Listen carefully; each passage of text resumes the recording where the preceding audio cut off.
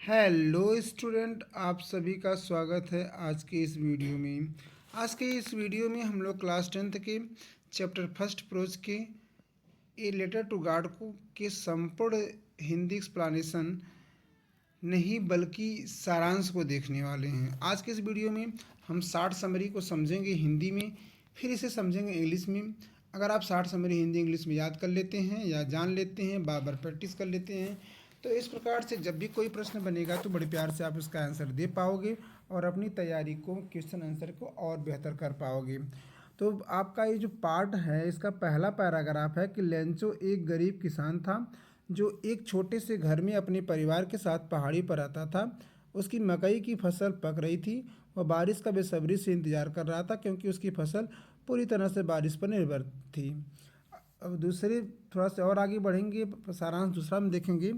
बारिश शुरू हुई और सभी लोग खुश हो गए, लेकिन थोड़ी देर बाद यह भयंकर ओलावृष्टि में बदल गई। बड़े बड़े ओले गिरने लगे। पूरी फसल कुछ भी समय में नष्ट हो गया।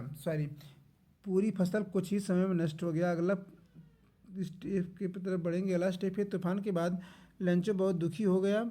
उसके पास खाने के लिए कुछ नहीं था, लेकिन उसका भगवान पे पूरा विश्वास था कि वह उसकी सहायता करेंगे। अनुच्छेद नंबर 4 है, लेंचो ने भगवान को पत्र लिखने का निश्चय किया।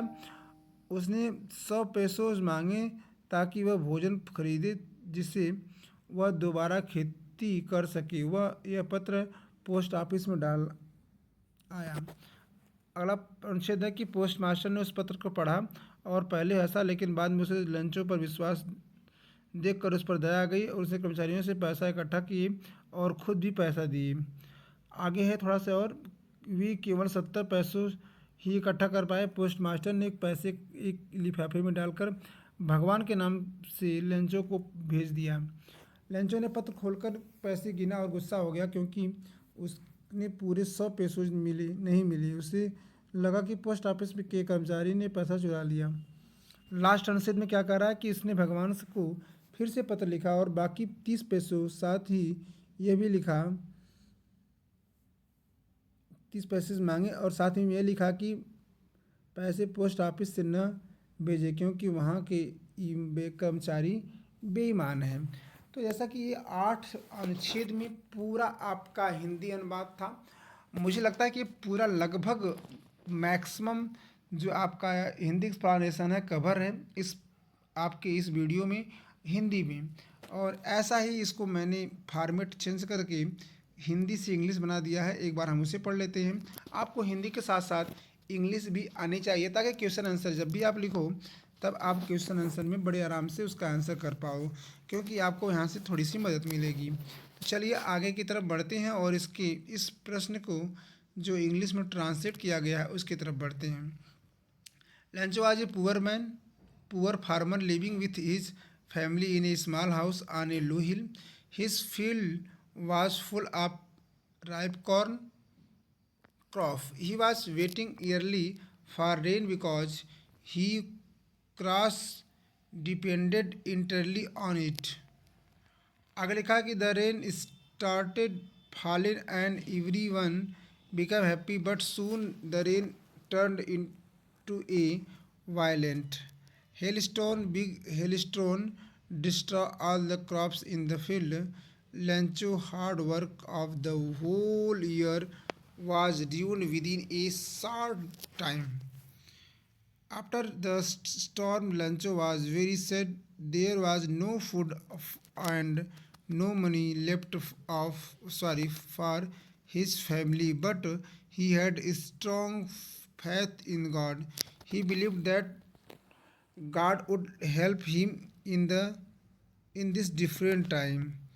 Lancho decided to write a letter to God, asked him for 100 pesos, so that he could buy food and sow his field again.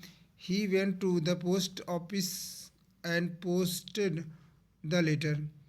The postmaster read Rancho's letter and laughed at first, but later he felt impressed by his deep faith. He wanted to help him, so he collected money from his employees and addressed some money for his own salary. They managed to collect only 70 peso.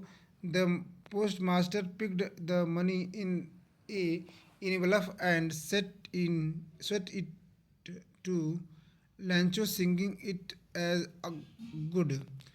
अगले paragraph की तरफ बढ़ते हैं। Paragraph number 7 में है कि Lencho received the letter and counted the money. He become hungry because it was less than what he had asked for. He thought the post office staff and stolen the rest of the money. अगला paragraph है Lencho again wrote a letter asked for remaining 30 pesos and requested him not to send money through the post office as he threw he envelopes, though the envelopes were not honest. तो इस प्रकार से आप देख पा रहे हो कि 8 पैराग्राफ में हम इसके हिंदी को और 8 ही पैराग्राफ में इंग्लिश को कवर किया गया है। तो इस प्रकार से आप इसे नोट डाउन करके या फिर आप वाइट पेज खरीद कर या किसी भी कॉपी पर नोट डाउन करके अपने क्वेश्चन आंसर पे अच्छे पकड़ कर सकते हो। तो इस प्रकार से आपको हिंदी और इंग्लिश में हर एक चैप्टर की समरी याद होती है, तो क्वेश्चन आंसर लिखने में आपको बहुत मदद मिलेगी। पूरा वीडियो देखने के लिए आपका तहे दिल से शुक्रिया। अगर आप चैनल पे पहली बार विजिट कर रहे हैं तो चैनल को सब्सक्राइब कर लीजिए और बेल आइकन को भी प्रेस कर लीजिए ताकि बोर्ड 2026 की बेहतर प्रिपरेशन हो सके।